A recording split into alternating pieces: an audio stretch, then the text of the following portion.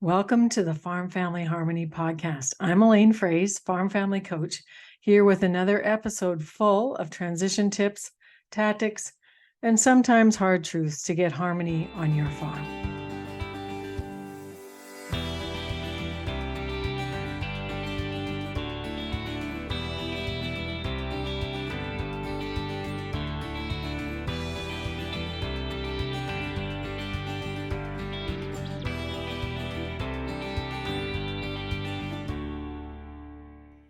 Hi there, it's Elaine Fraze, Farm Family Coach. Welcome to another edition of the Farm Family Harmony podcast. And today I'm really excited because I'm going to introduce you to one of my coaches, Kalynn Spain. But it's a little bit interesting about her story because not only is she a farm family coach and has a lot of expertise in conflict resolution, she's also been on the other side of the coaching equation. So Kalynn, tell us your story. Who are you? Yes, I'm really excited to be here, Elaine. Thank you for asking me.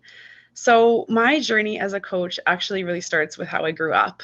I grew up Mennonite, so my mom is Mennonite. I still attend my home church in Winnipeg. And so I've always really been surrounded by this community of people who are from, the Mennonite tradition, and they're actually leaders in conflict resolution in Manitoba.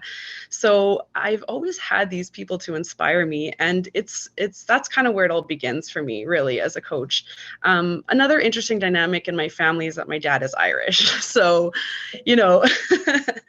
It created some really interesting dynamics in our family, not bad, just really interesting, I would say, right? So I've always been kind of fascinated with conflict and how it shapes people. And so I was always the person in my family too who everyone could talk to, and I always see from other sides, so all sides of the issue, right? So I've just always been fascinated with it, and that really led me to my degree. I went on to study conflict resolution after high school at the University of Winnipeg, and then I wanted more. I wanted to volunteer for mediation services, learned mediation training, and I've been there for over 8 years now, so really enjoying that work still.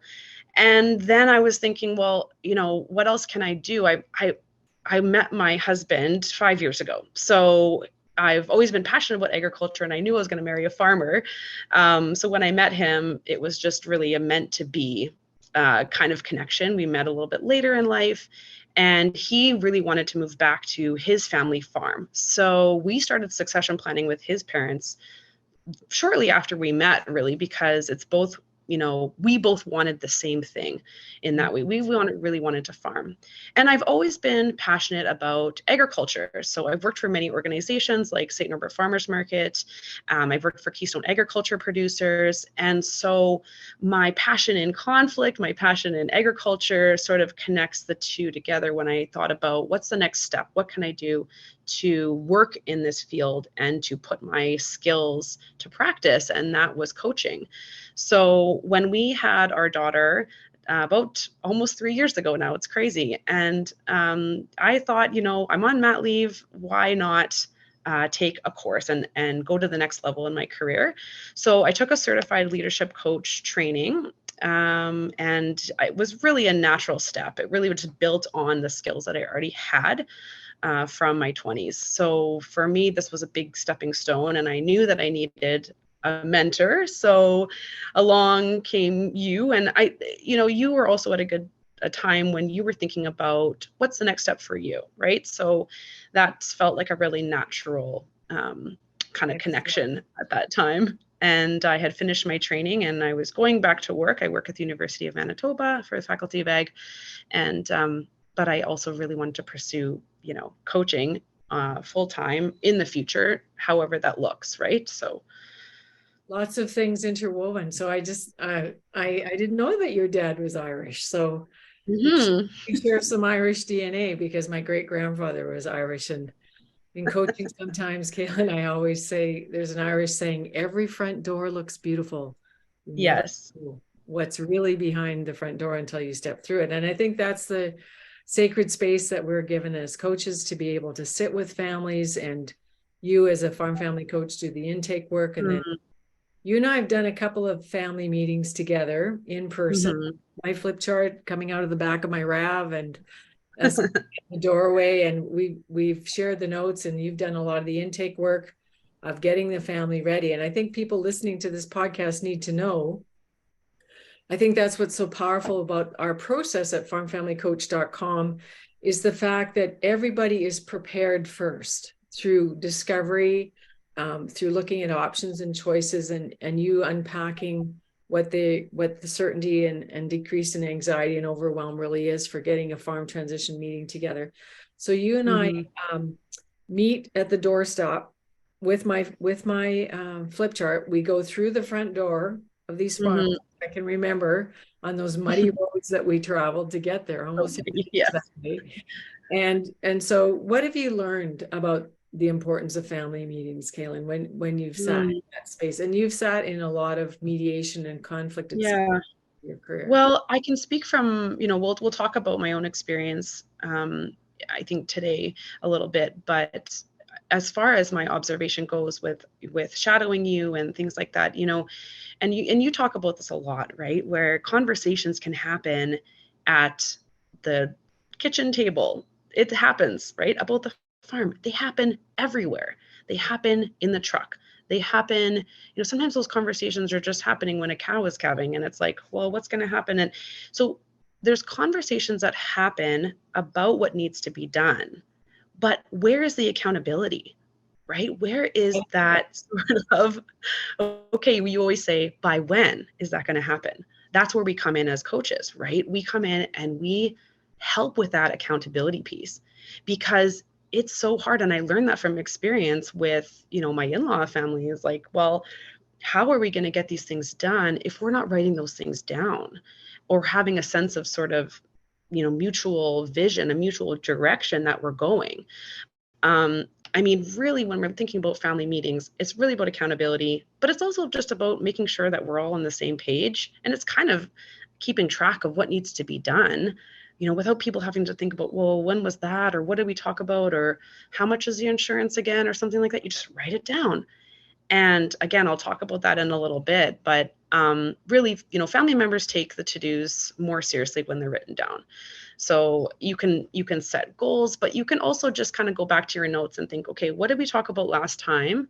And for me to observe you too in action has been incredible to look at the importance of us as accountability partners when we're coaching, that what we're doing is we're walking alongside that family in that process. And so much can come out in the family meetings as well that really hadn't come out, right? We're providing that safe space for families to have that conversation that they've been wanting to have and maybe say what's on their mind, in a really safe space, right? So that, regular family meetings is a bit trickier, right, to have or to schedule.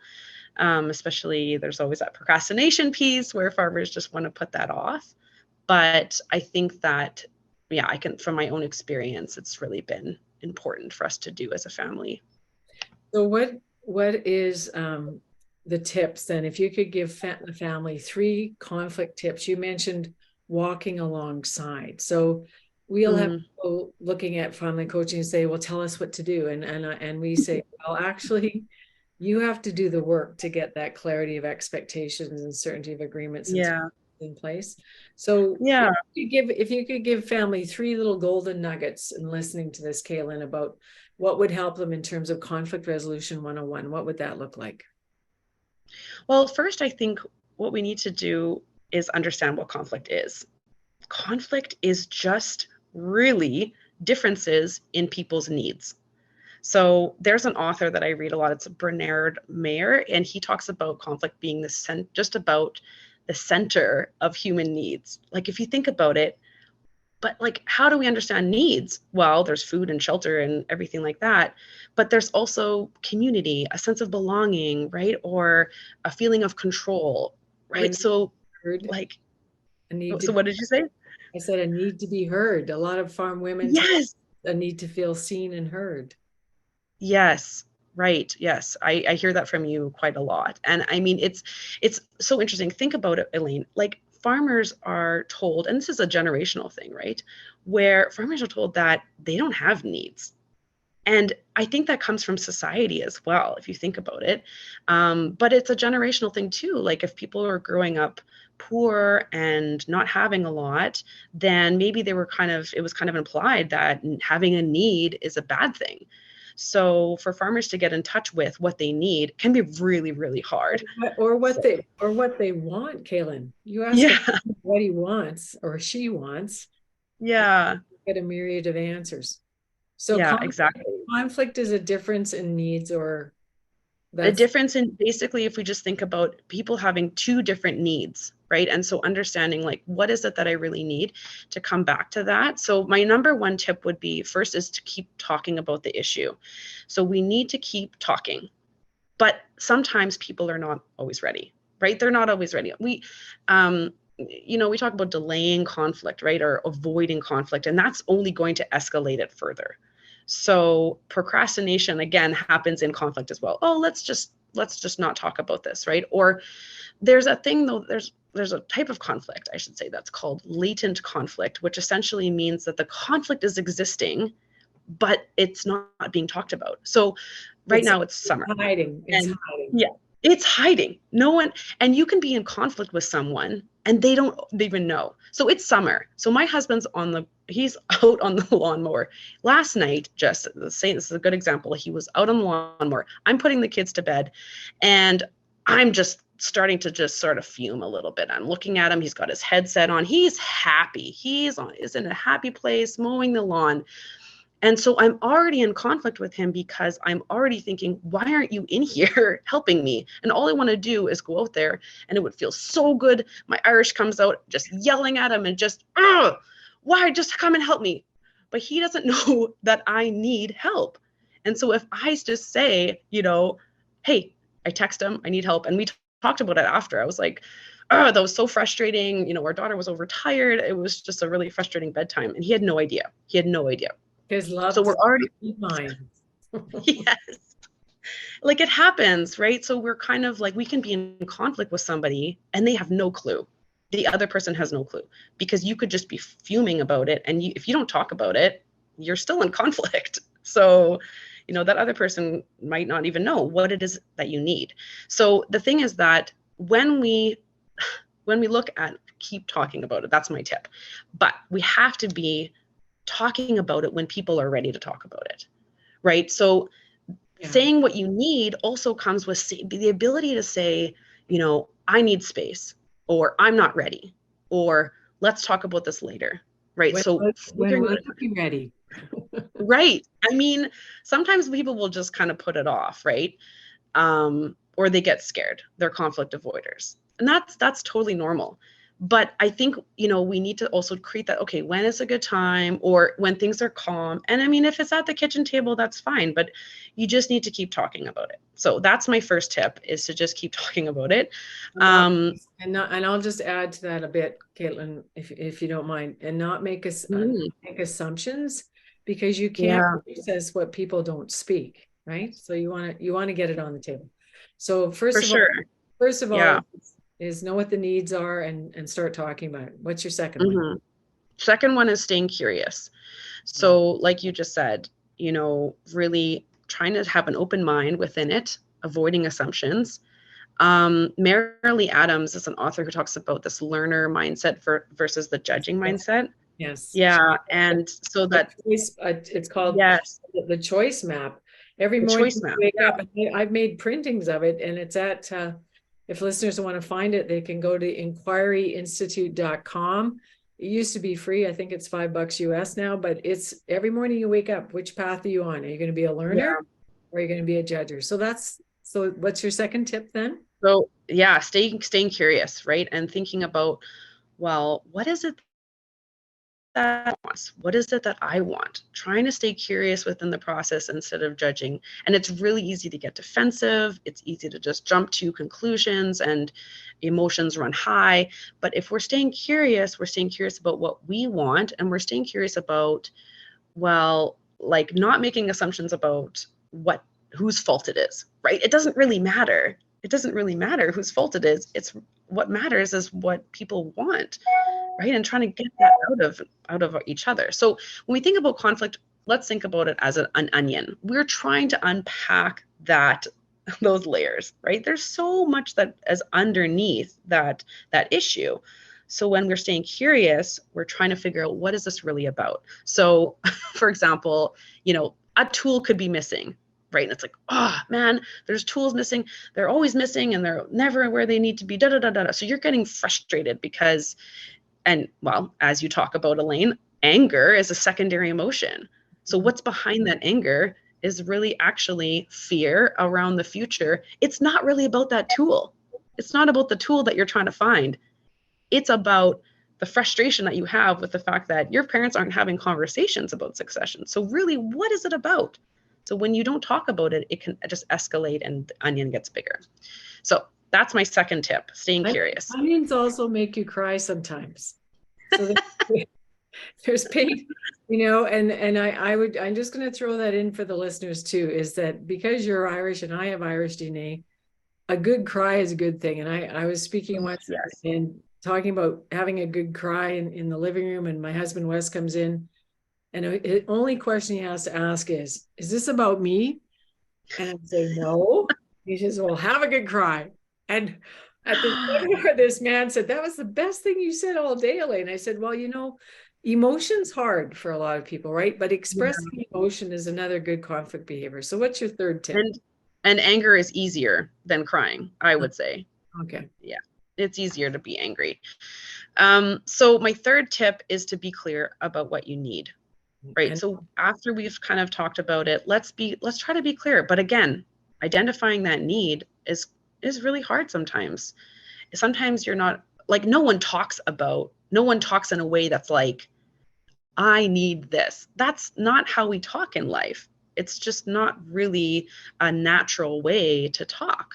So Brené Brown talks about being clear. Being clear is kind. But how do we be clear about what we want? Or need? And that's going to help us prevent future conflicts, really. It's just about identifying, trying to sit with ourselves a little bit and thinking, what is it that I really need moving forward? Do I need better communication? Again, last night, my husband says, just text me. And he said, I just need you to text me when I'm on the lawnmower. And I said, well, I just need help. So he said, just ask. I'm here. So if I I didn't ask and I got frustrated. Well, right? You do not have because you do not ask. It's a fairly sound principle. Yes, totally. So this is really good. So first thing is talking. Mm-hmm. Second thing is coming from curiosity. Yep. And third thing is being clear about what you need. And again, I keep this under my standing desk here, Kalynn, Kalynn will put it. Yes. In communication, Marshall Rosenberg. And yeah, you're right. We don't typically say, I need this, but this is a very powerful question that I've started using since I've read this book.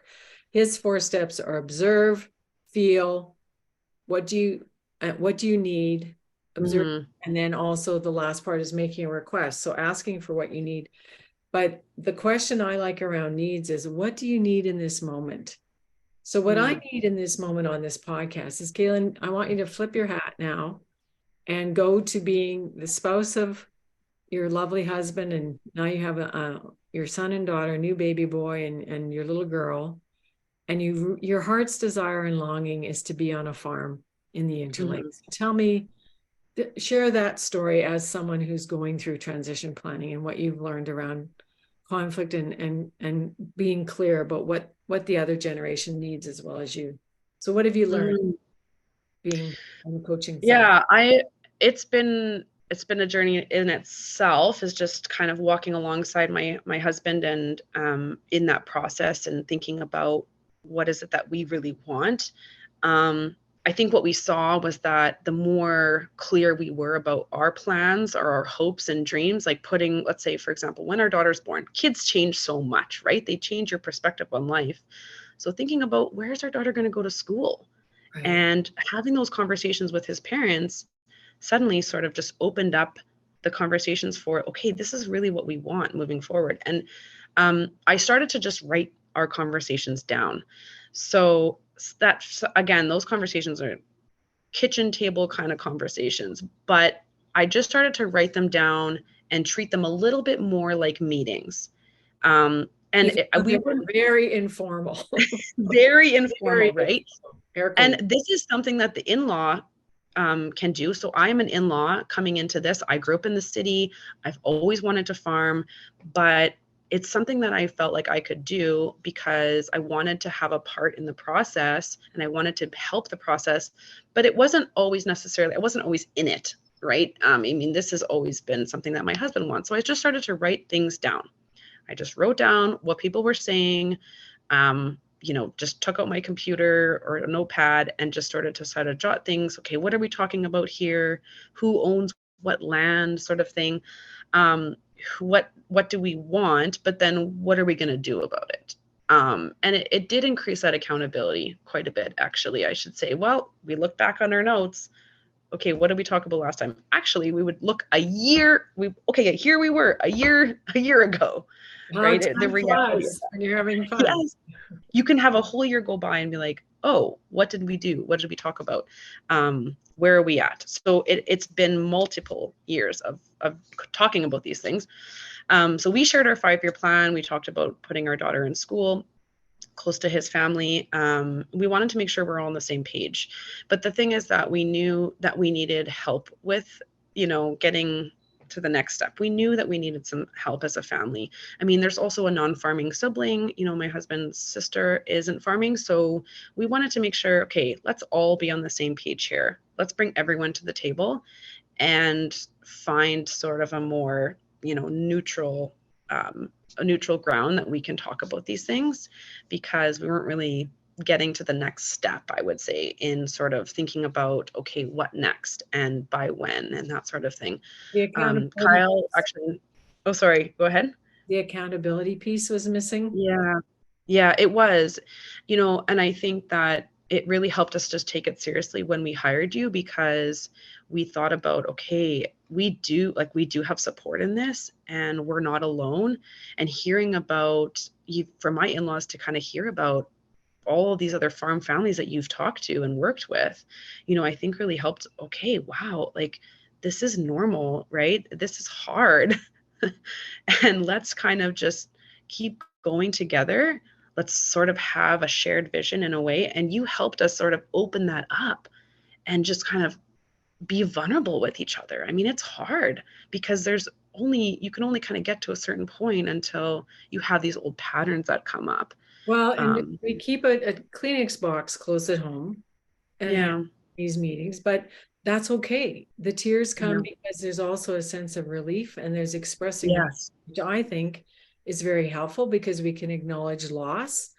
And without going into too much detail of your own family experience, Kalynn, is sometimes you don't know how important land is, or how important timing is, or expectations. So you and your husband have a vision, and you've shared a vision. So what's the next step? And again, how are you keeping your in-laws accountable for this transition? Well, after we met with you in November, we had these kind of to-dos. So for all of us, kind of keep track of, okay, what did we talk about with Elaine? We kept going back to those notes. And, for Kyle's parents, it was like, okay, here are some things, these concrete steps to take. And here are the resources, right? Here's the lawyer, here's the financial planner. We just met with the financial planner, just Kyle and I for now. Like, we just met with him last week, and we just kind of started that step, right? Just kind of start. You have to start, and then you kind of get that ball rolling a little bit. And it's kind of exciting because we then would share, my father-in-law would share, oh, hey, I went to the lawyer. And it was just kind of and then exciting. It was and then it was good. It was good news, because he had good news because he actually acted. It's like a weight off of the shoulders. And I could see it in his face too. He's been through so much stress. Last year was really tough for calving, as many people know, in Manitoba. It was huge losses across the province. So my in-laws lost a lot of calves, and then at Christmas time, my father-in-law talking about the stress, the mental stress that he was under. And so when Kyle and I talk about it too, we say, well, we want what you want. We all want to be farming together. Let's move forward together. So it helped us to kind of get on the same page a little bit, and also view each other more as a team, right? Instead of like, okay, the conflict You're not exists in, between the right. lead. You're not Yeah, in a tug of war anymore. Now you're both yeah, moving towards a more certain future. totally. Yeah. And more like, what do we all want together? Looking at those common wants and a common vision. I mean, his parents are so excited that we want a direct market. So we raise pigs now in the summer where we are, and we want to expand that operation and, look at selling pork to the city. And that's really exciting for them, because they're like, wow, that direct marketing is kind of where things are heading, maybe, Right. for some people. So yeah, it's pretty exciting. So you probably heard my little chime go off because I set it for 25 minutes, and I did that on purpose. Because 25 minutes, Kalynn, is in Italian, it's called a pomodoro. It's called the pomodoro technique. You can get a lot done in 25 minutes. And you opened up saying, people don't understand what their needs are. And so Mm-hmm. what I would challenge the audience after listening to this podcast is to just put the timer on your phone for 25 minutes with a good cup of coffee or an ice cold drink, whatever you'd like, and think about who you are in conflict right now, if there is that latent conflict that you talked about, but also have a little talk with yourself of what do you need in this moment. And I want to say a big thank you for all of your enthusiasm and Irishness and Mennonite culture, all the ways that your life experience has woven you together, because conflict to you is not weird. It's a normal part of life, but you've also done a lot of training and reading and experiencing around how to navigate it in a good way so that there's great outcomes. And I think as a team at Farm Family Coach, that's our heart's desire, is to help families find harmony through understanding. So thank you for coming today. And I wish you great joy as a young mom of two very active little kids, and you being in your own transition journey. Also, Kalynn, this podcast will end up eventually on our YouTube channel, so more people can see it. And we'd also encourage those people who are listening to subscribe to our YouTube channel. So blessings on your journey during your maternity leave.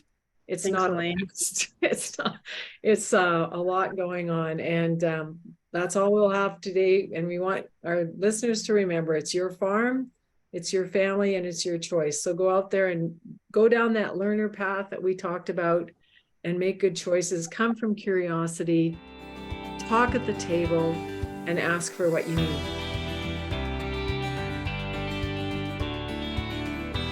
I've created an online membership called the Farm Family Transition Membership, Your Path to Harmony. It's a path to seamless farm transitions without the turmoil, legal complexities, and family fights. So sign up today for the founding membership waitlist, which is at elainefraise.com/membership. And if you can't spell Elaine Fraise, it's ELAINEFROESE.com. And again, it's at elainefraise.com/membership. And be ready to start after harvest. See you soon.